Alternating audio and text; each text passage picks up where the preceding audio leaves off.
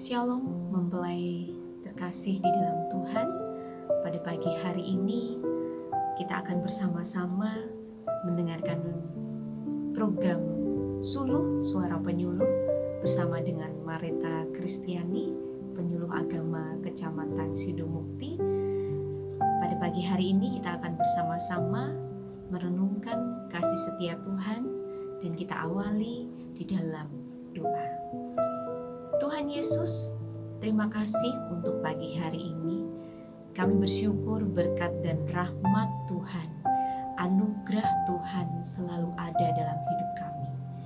Kami tahu Tuhan, kami beberapa hari melangkah di tahun 2025. Kami tahu Tuhan, kami harus semakin hidup dan lekat kepadamu, semakin menempel kepada akar sumber dari segala sumber kehidupan, yaitu Engkau Tuhan. Ajari kami untuk memiliki komitmen, ajari kami untuk memiliki kesetiaan hati kami, untuk mengikuti Engkau menjadi teladan yang terbaik di dalam kehidupan kami. Terima kasih Tuhan, kami mau mendengarkan firman-Mu dan kami mau Tuhan untuk menjadi bejana yang semakin indah, yang menjadi teladan bagi semua orang Tuhan. Terima kasih Tuhan, terima kasih. Di dalam nama Tuhan Yesus, haleluya, amin. Shalom mempelai terkasih di dalam Kristus. Hari ini kita akan belajar bersama-sama tentang satu perikop, satu ayat, satu dua ayat di dalam Wahyu 3 ayat 15 sampai 16. Hari ini kita akan belajar bersama-sama tentang anti kesuam-suaman. Ya, hari ini adalah kita menjalani tahun 2025 baru beberapa hari, dan kita masih panjang untuk melangkah menapaki tahun ini. Masihkah ada semangat untuk berlari mengejar perkenanan Tuhan, di mana di depan pasti kita tahu ya, Tuhan tidak pernah menjanjikan semuanya baik ya. Tapi saya yakin Tuhan menjanjikan semuanya baik, tapi ada kalanya kita harus melewati kebaikan Tuhan saat kita melewati dan melihat ternyata di dalam tantangan, di dalam ujian, di dalam permasalahan, kita diizinkan Tuhan untuk melewati, supaya kita melihat bahwa Tuhan itu sungguh sangat baik, yang akan menyertai kita. Dan akhirnya kita mengatakan bahwa tahun di akhir nanti, kita mengatakan bahwa Tuhan sungguh-sungguh amat baik, dan kasih setianya tidak akan pernah berubah dalam hidup kita. Hari ini mempelai Kristus yang terkasih, sebagai orang Kristen, sebagai anak Tuhan, seringkali kita memang diperhadapkan pada tantangan untuk tetap teguh, tantangan untuk tetap konsisten dalam iman kita.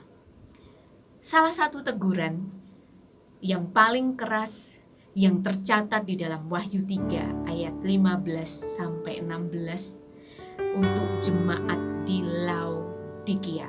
Nah, kita akan membaca bersama-sama di dalam Yohanes 3 ayat yang ke-15 sampai 16.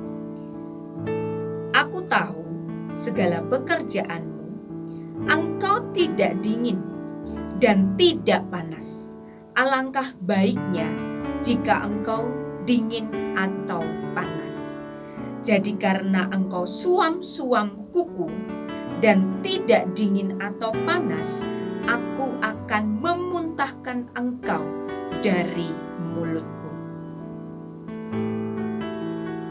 Di sini Tuhan dengan tegas menyatakan ketidaksenangannya terhadap gereja yang hidup di dalam kesuam-suaman. Sebuah kondisi rohani yang tidak baik, yang setengah hati, yang tidak berkomitmen, Dan pesan ini, mempelai Kristus yang terkasih, pesan ini bukan hanya untuk gereja, tetapi pesan ini untuk diri kita juga. Yang saat ini kita akan menyongsong, menghadapi, menjalani di tahun 2025 ini. Untuk tetap hidup di dalam iman, untuk tetap sepenuhnya berkomitmen kepada Tuhan dalam segala aspek hidup kita. Di dalam Wahyu 3 ayat 15 sampai 16, di situ saya tertarik dengan kata akan. Di ayat yang ke-16 dikatakan, jadi karena engkau suam-suam kuku dan tidak dingin atau panas, aku akan memuntahkan. Berarti kalau dikatakan akan, nanti pasti akan ada sesuatu yang terjadi di sana. Apa yang kita kerjakan saat-saat ini kita kerjakan sampai nanti kita menampaki bulan Januari selesai, Februari selesai, Maret dan seterusnya. Kalau kita suam-suam kuku, dikatakan tidak panas, panas tidak, dingin juga tidak, jadi merasa tidak oke. Berarti apa yang kita kerjakan, hasilnya nanti ada akan. Apa yang akan Tuhan lakukan, yaitu akan memuntahkan. Mungkin tidak apa yang kita kerjakan, apa yang kita lakukan, berarti tidak dianggap oleh Tuhan, tidak berarti. Karena di sana ada proses di mana kita suam-suam, panas enggak, dingin enggak, jadi tidak menyenangkan hasilnya di hadapan Tuhan. Mungkin saat kita bergereja, kita melayani dengan sungguh, tetapi kadangkala kita Tuhan tidak melihat, teman tidak melihat, jadi kita merasa ternyata kita kompromi terhadap dosa-dosa. Kan dosa itu orang lain tidak melihat, tapi yang harus kita perhatikan bukan orang lain, tetapi Tuhan yang memperhatikan segala kehidupan kita. Jadi kata akan dalam kalimat di dalam ayat yang ke-16 berarti mengidentifikasikan bahwa suatu saat nanti tindakan Tuhan pasti akan terjadi di masa depan sebagai akibat dari sikap kita yang tidak sepenuhnya mengikuti kesetiaan, mengikuti iman kita. Nah, mengapa kita tidak boleh hidup di dalam kesuam-suaman? Mengapa kita tidak boleh suam-suam? Sebab orang yang suam-suam tidak akan mencapai apapun dalam hidupnya.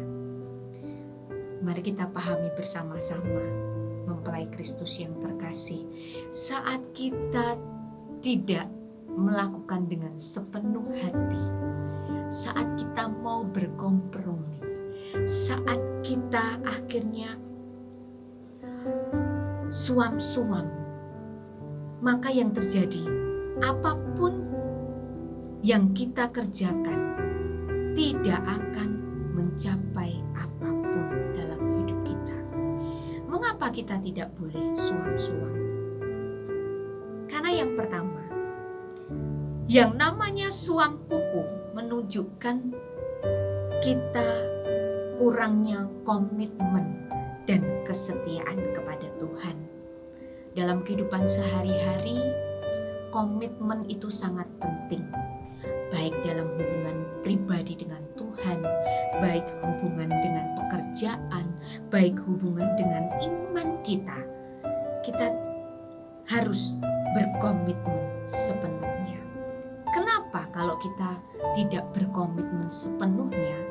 Pasti kita nanti akan terombang-ambingkan Dan akhirnya saat kita terombang-ambingkan, kita tidak bekerja maksimal, kita tidak mengenal maunya Tuhan secara maksimal dan melakukan apa yang menjadi keinginan Tuhan, maka pasti kita mudah untuk goyah dalam menghadapi tantangan hidup.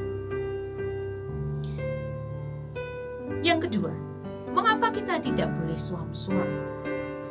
Karena kalau kita mengalami kehidupan yang suam-suam, jika kita berada di posisi yang suam-suam, maka percayalah bukan hanya kesetiaan kita yang teruji di sana, tetapi kita tidak bisa, tidak efektif dalam melakukan tindakan.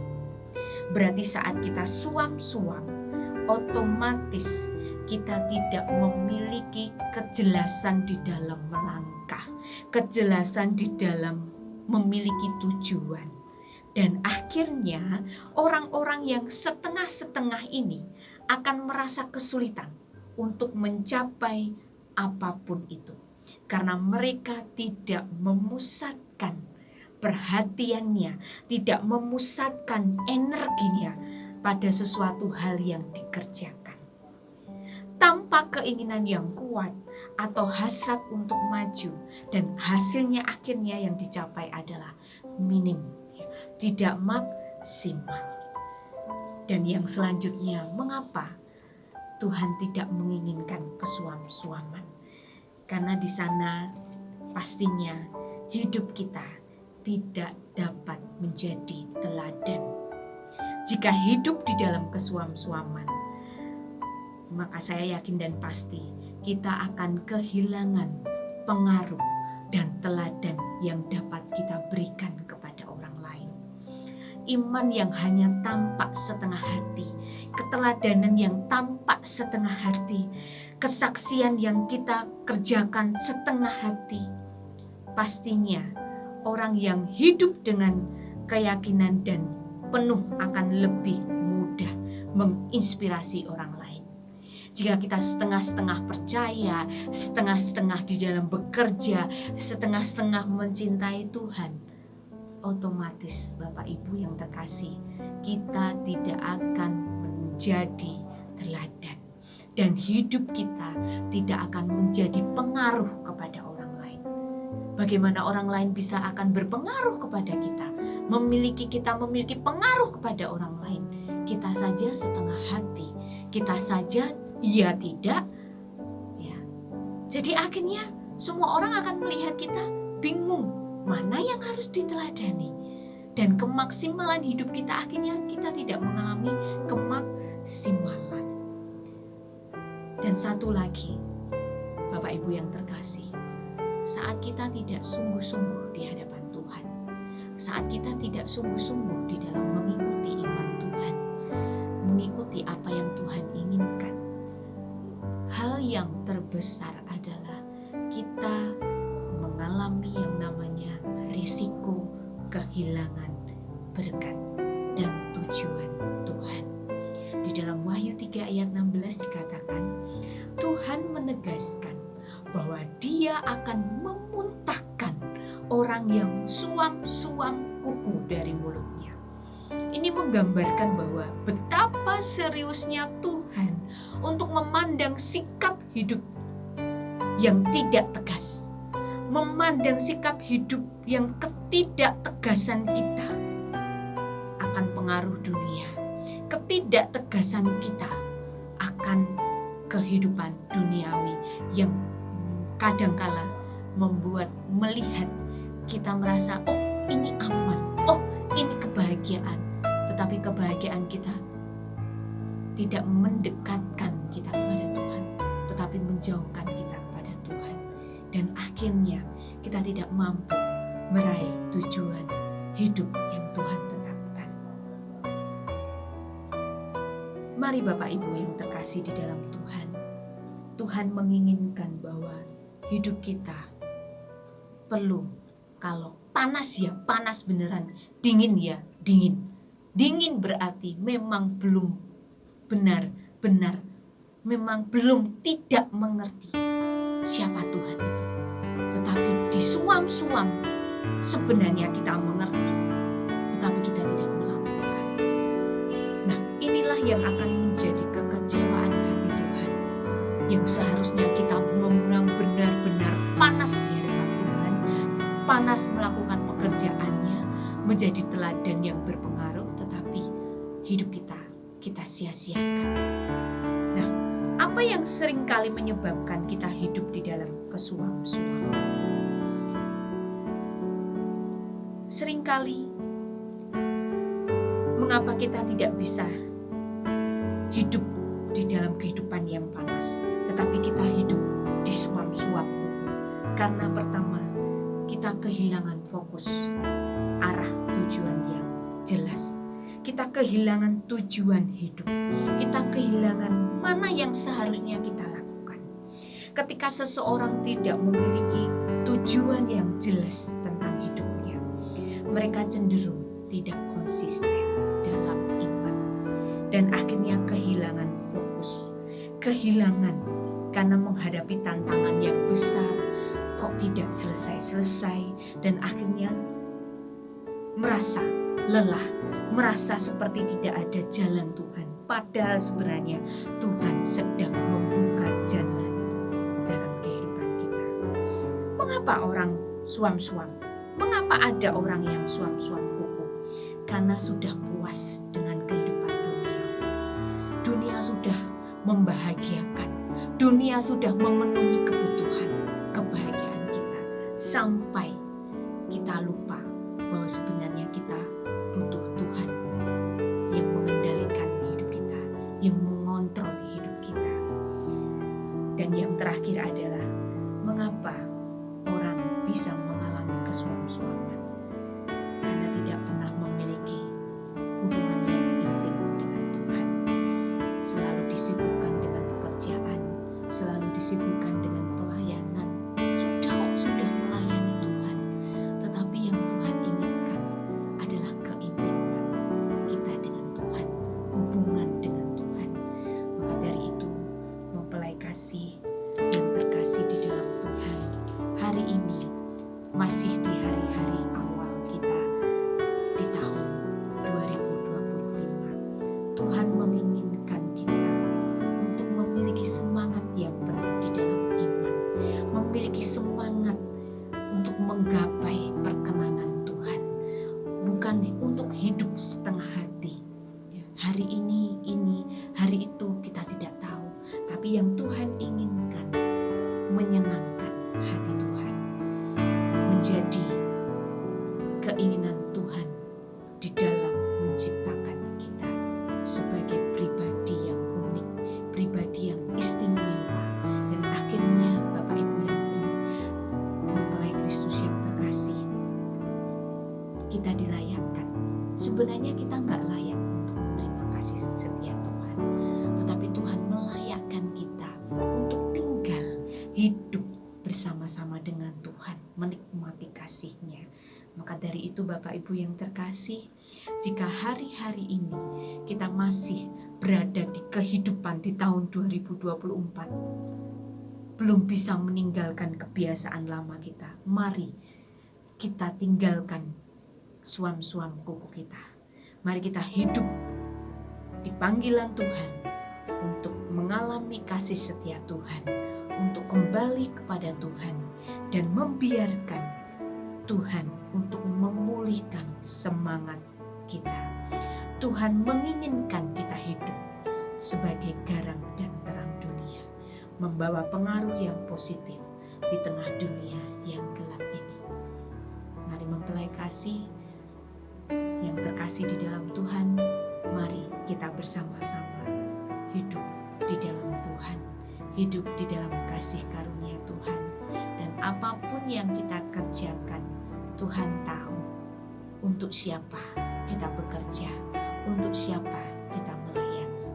Semua kita akan berikan kepada Tuhan, bukan kepada untuk kita, tetapi untuk memuliakan Tuhan, agar hidup kita memiliki pengaruh kepada orang lain dan akhirnya kehidupan kehidupan kita membawa kemuliaan kepada kemuliaan.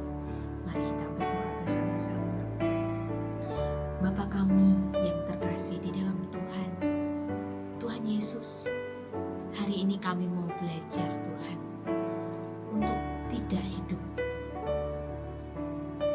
dengan hal-hal yang biasa-biasa saja, tetapi kami ingin hidup bersama-sama dengan Tuhan, anti suam-suam, tapi kami hidup dengan semangat yang melayani Tuhan, semangat untuk mengejar pekerjaan Tuhan. Kami mau Tuhan, di bulan ini sampai di bulan terakhir nanti, kami mau untuk hidup bersama dengan Engkau, setia sampai kapanpun. Walau kami akan menghadapi tantangan, ujian, kami yakin Tuhan beserta kami. Ajari kami Tuhan untuk menjadi pribadi yang lebih setia lagi. Ajari kami Tuhan untuk menjadi pribadi yang mau memiliki komitmen untuk benar-benar memprioritaskan Tuhan. Terima kasih Tuhan, terima kasih. Ajari kami Tuhan, dan kami mau untuk belajar kepada Sang Sumber, yaitu Engkau Tuhan. Terima kasih Tuhan, terima kasih. Berkati kami semua Tuhan di awal tahun ini, untuk kami tetap setia di dalam Engkau, untuk mengiring Engkau, dan akhirnya Tuhan, Engkau dapati kami memiliki iman yang sepenuh hati kepada Engkau. Terima kasih Tuhan, terima kasih. Berkati semua pendengar radio ini, dan berkati Tuhan Radio Betani menjadi radio yang semakin memperluas kerajaan-Mu, yang memberkati semua orang yang mendengarkan. Terima kasih Tuhan, terima kasih.